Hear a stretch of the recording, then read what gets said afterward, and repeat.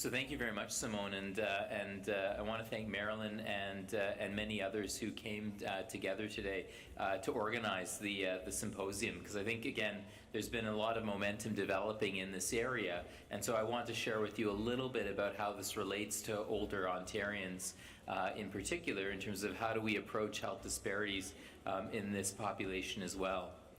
So when we think about older Ontarians and we think about diversity amongst older Ontarians, we know that our visible minority population currently stands at 23%, and it's the second highest after British Columbia. We also know that a higher share of older adults in visible minority groups live in low-income households as well. We know older adults are more likely to say they cannot converse in English or French, and this reflects immigration patterns and that have been changing over time, and that we have increasing numbers of older immigrants who are coming here who may have not had the opportunity to grow up learning these languages as first languages for themselves.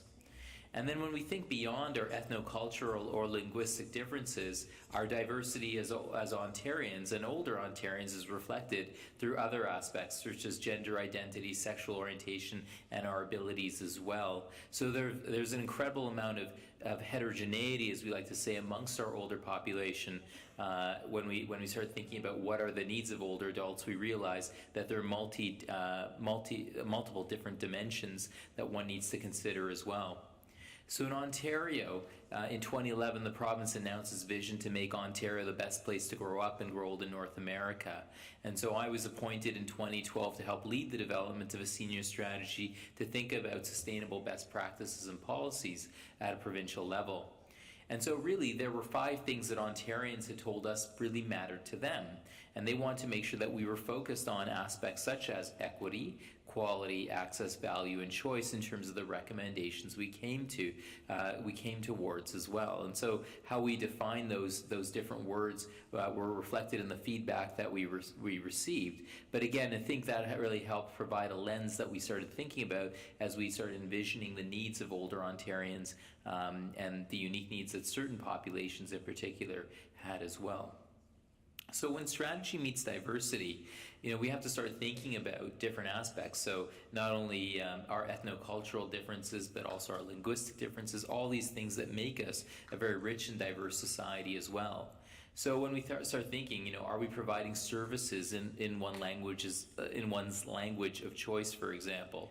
So, for example, those of you who are here from the GTA have become increasingly aware of Language Services Toronto, an initiative through the Toronto Central LHIN with many hospital and community partners to try and make sure that we actually do give people the opportunity to find services or receive services in their language of choice in particular. Other initiatives like EMS, for example, in Toronto, very few people know about this, or 211, the information system, for example. You can call those services and you can speak 24 hours, 7 days a week in your language of choice, about 150 languages that those services are offered in. And so certainly this is something that we're starting to realize is one way that we can meet the diverse needs of older and generally all Ontarians. We also have to start thinking about services geared to ethnocultural needs. So it was very interesting. I was actually meeting with all the Peel Regional Council, so all the mayors of Peel Region, that's Brampton, that's Mississauga, and the other councillors from the Peel Region, for example. And so we started talking about ethnocultural needs and the idea that is it appropriate that we start I won't tell you which mayor said this, but is it appropriate that we actually have, services geared towards specific ethnic communities, or should people just kind of blend in and meet the needs? And so, and actually just start adapting towards the services that actually exist. So that was actually a really good opportunity to talk about the diversity, of those of the region of Peel, for example, and how things are changing, and how, yes, one would think, if everyone just learn English, in their 80s, for example, and learn to enjoy things like crochet and painting vases, then that'd be great. Then we could all do the same program together. But emphasizing that that's not who we are. And sometimes, especially when we start thinking about conditions like dementia amongst older adults who may need to attend adult day programs, how we start realizing how important, how culturally sensitive and culturally safe environments can really be, especially when we start thinking about Meals on Wheels and other services that we want to provide. How do we engage people in these ways? We also want to make sure that service providers and experiences are culturally competent and aware. So when we're starting to think about diverse populations, and including specific populations like older Aboriginal peoples, for example, or LGBTQ populations, are we actually aware of kind of maybe what some of those aspects of their worldview is, how they may be approaching their experiences of care with us, and therefore how we need to reframe or position the services that we're providing to ensure that there's an inclusive and safe environment as well. But at the same time, I think part of that conversation that I had with that mayor at council was, are we being realistic with our expectations and abilities to serve older Ontarians with diverse needs, right? So the idea that, while we are on a track to say we want to make sure that we can meet the diverse needs, the question is, if there's one individual from one specific, community of that, can we build an entire system around that individual? But how do we actually try and do our best way possible to actually serve that? So I think that's always a tension that we'll face and so on. And I think there are ways in which we can get through those conversations in a thoughtful way, as opposed to saying, let's not do anything, or let's try and do everything when we may not have the capabilities. Because I sometimes think that dichotomous thinking, for example, lands us nowhere, as opposed to leading us in a more positive place towards the end. And of course, above all of this, we can't forget to address the determinants of health and how these are often related to the needs of older adults, but just the population in general. So I just wanted to share with you a little bit about the work that we've been doing at Mount Sinai Hospital as part of some of the work around the socio-demographic collection expertise and programs that have been occurring. So as many of you are well aware of the Tri-Hospital and Toronto Public Health Initiative, this is kind of the precursor to the overall journey that TC Lynn and others are now supporting in terms of supporting care providers in terms of learning how to collect socio-demographic data and how it actually supports kind of our work. Again, this was a landmark initiative because this is not a routine form of practice, basically, that we see in other healthcare jurisdictions around our province, let alone our country and in North America as well. So I want to indulge you a little bit with the study that I've been leading as part of this initiative in particular. So again, we are blessed with our diversity, but how does it actually impact our care? So I give you a patient case. So 78-year-old South Asian female is brought to our emergency department by a neighbor because she is confused and was found wandering in the middle of the night outside in her neighborhood, for example.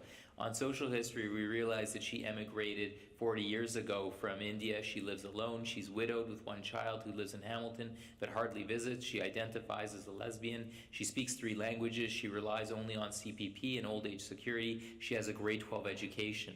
Immediately, all of those different aspects are just different intersections, to say, what are all these aspects? How does that actually, how do all these different factors come together in terms of what our overall response will be? If I didn't actually give you any of that background data, that social history, if you will, there'd be a lot of, we may start making assumptions or come up with a care plan that may not be appropriate for this individual. So it's powerful when you start having information, because then it starts thinking about what sort of services and what is the care plan that we can provide.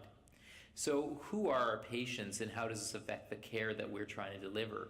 Studies to date have only examined how single disparities tend to affect patient outcomes around single issues. So you'll hear about the study about those folks who are Spanish, for example, in the Boston area, and they saw that there were lower rates of colonoscopy. So then we do certain interventions to communicate with members of that community, and we raise that rate, for example. So single issues, single disparities, and looking at that. So again, we don't really routinely collect broader demographic data. And why don't we usually do that? Well, for many of us, we often will assume that, well, this is a very sensitive personal information. As well, acute care settings are busy places with more important priorities at hand. So why would someone take the time, and why would we take the time out of our busy careers to do this sort of work? And especially if we even try, patients will be unresponsive and non-cooperative in terms of doing this. So this is one of the posters that was used to help let people know about the work that we were doing, at Mount Sinai and the other hospitals at the time, and organizations that were supporting this work at the time. So I had a team of students and an army of volunteers, thanks to Joanne, who helped collaborate on this initiative so that we could determine socio-demographic characteristics of patients admitted to the General Internal Medicine Service at Mount Sinai Hospital. So just one of the many services that we did. We've actually now finished our data collection of 2,000 patients. This represents the largest study of its kind in North America, collecting socio-demographic data on hospital inpatients as well. And we've asked all of the patients who've been admitted to the General Internal Medicine Service 13 demographic questions. So everything, all these different aspects of our diversity, including education, but also self-reported health status. So getting a very good lens on the fact. So the first question I was very interested to find out was, do patients actually complete the survey? Are they willing participants in this? And this is the preliminary data. We're just getting the final data set from our quality performance group. But we found of the 1,423 that we approached, about 80% agreed to complete the survey. So again, a very high participation rate overall. Those patients who were excluded from the survey were those patients who really weren't in a position to be able to work with our volunteers to provide that information. And I'll share with you some of our preliminary findings overall. So I just wanted to share with you some data here, and it just kind of gives us a perspective on what this data can start telling us about the patients that we're working with. So again, you have to remember, this is not all Mount Sinai Hospital patients. These are a particular subset of patients who were subsequently admitted to our General Internal Medicine Service. So they had medical issues that brought them to the hospital, usually via the route of the emergency department. So we found that 26% of our patients are from a variety of non-white European races. In terms of the ability to speak and understand English, we found 12% of our patients rate their ability to speak and understand English not well or not at all. In terms of English proficiency in those who are older, we found that 22% of older patients rate their ability to read and understand English poor or very poor. So again, a higher rate of poor proficiency in English amongst the older patients that we're serving on our general medicine service. In terms of the most comfortable languages spoken, 15% of our patients feel more comfortable speaking in a language other than English. And I think that's important because a person may be able to speak in English, for example, but they may not be the language they feel most comfortable speaking. And I certainly know that in my practice, they can answer the question, but they sometimes say, well, if you speak Portuguese, can you write it in Portuguese? And if I have someone at hand, they said, does that make sense? And they just feel much more comfortable sometimes communicating in that way. So how do we actually understand and appreciate that? In terms of understanding the languages, I found this interesting because I actually didn't realize that Tagalog and French were actually, the fifth and sixth most common language, that people were most comfortably speaking, other than English, on our general internal medicine services. That was a bit of a surprise to me, but it was important because then we can start thinking about the translation services we're providing, and are we actually making sure that we have French and Tagalog readily available as well, other than the usual ones that we're largely aware of. In terms of when we look at our non-English speakers, this is looking at by age group overall, you'll see that the majority of non-English speakers are basically our older adults in particular. In terms of when we actually started looking at some data in terms of how language is related to length of stay, we saw that Italian speakers spend on average 4 additional days in hospital than do English speakers. So again, we're not sure what this means, but again, it's an interesting observation and one that raises a question about why is that case. So you'll see differential lengths of stay based on, in this cohort, based on language. So what does that mean? In terms of when we looked at alternate level of care, so many people are familiar with that term. Again, talking about folks who are done their acute care hospitalization, but then they're waiting to go to rehab or waiting to go home with community care, for example. We actually saw that 23%, when we looked at just our Chinese-speaking patients and their ALC days, we found that 23% of Chinese speakers and 24% of Italian speakers spend time as alternate level of care patients compared to 12% of English speakers. Again, it's an interesting observation, not 100% sure what that means, but again, it gives us an opportunity to start investigating and thinking a little bit further there. When we actually looked at the patients as in terms of income and English proficiency, again, a known hypothesis, but something we were able to demonstrate here was that 52% of our patients reported an inability to read or understand English versus 26% who are able. And these also had an annual income of below $20,000 per year, for example. So again, it reminds us how income and language are often related, or English proficiency and income can be related, and we know how that can then impact our overall health as well. When we looked at health status and English proficiency, 66% of our patients reported an inability to read or understand English versus 52% who are able. So again, how that actually impacts our health status in that relationship with income as well just shows how many of these demographic factors are important, because it then starts showing us the connections and the multidimensional aspects of how sociodemographic characteristics affect an individual's sense of well-being and their overall care as well. We also found that when we looked at our ED wait times, or I should actually say the length of stay in our emergency department overall, we found that a poor ability to read or understand English leads to an average increase ED length of stay of about 30 minutes in particular.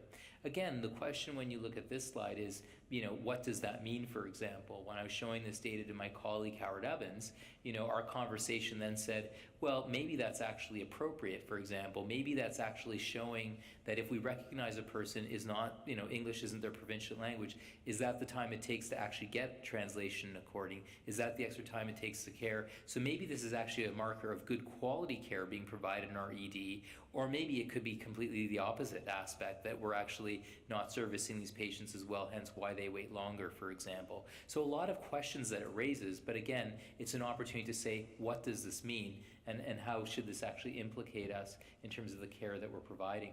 When we looked at issues like sexual orientation, we found that 3% of our GIM patients identified as being LGBT, and 4% preferred not to answer. So again, as I was saying, what does this mean? You kept on hearing me say, what does this mean?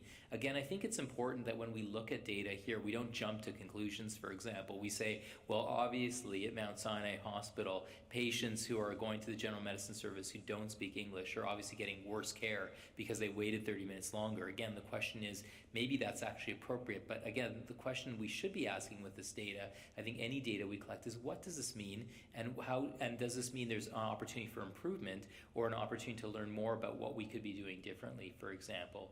So we know language proficiency is related to self-reported health status and care outcomes. We know that older people have more diverse needs than compared to younger patients. We know that perhaps some of these differences, like increased length of stay, are justified and reflect better care being delivered, potentially. And so how should this influence the types of services we provide at Mount Sinai Hospital? And I think that's the journey that we're starting on today. The fact that now with our demographic collection being a routine practice and registration, as of about 2 months ago, we had 5,000 patients who've now contributed demographic data. And all of a sudden, after a year, it will probably be 25,000 patients. So all of a sudden, you get a much larger data set that can allow us to do similar work like this as well. I'm really grateful to our patients as well who are involved in this study, because over 50% of them agreed to actually allow us to actually to link their responses to also their ISIS data as well, meaning that we can now actually look at their overall health service utilization within the system, let alone just what their experience of care was at Mount Sinai Hospital. So this has started us on a powerful journey to start looking at how all of this kind of intersects and fits together. And hopefully in a year's time at your next symposium, I can share with you a little bit more of the learning and maybe some of the broader conversations and actions we've been taking in relation to this data to better understand and better facilitate the care that all of our patients deserve. So why is equity good for our health? Well, we must ask and act because we care. Excellent care for all, as the Act is called, will require us addressing social determinants of health and ensuring our services can be as equitable as possible to reduce health disparities. And one thing I always say is if you don't ask, they don't tell. So we don't know then, and if we don't ask, then we can't act to deliver excellent care. So clearly there's an opportunity through this work to start allowing us to actually learn from our patients so we can understand what it takes to deliver better care. And none of this work is about naming or shaming, but helping us deliver excellent care and keeping our system sustainable. So hopefully I've convinced you that equity is good for our health. I think everyone in the room will agree to that. But I also think that there's an opportunity here to realize just one example of how we're starting to use this data to actually impact care in a meaningful way. So thank you very much.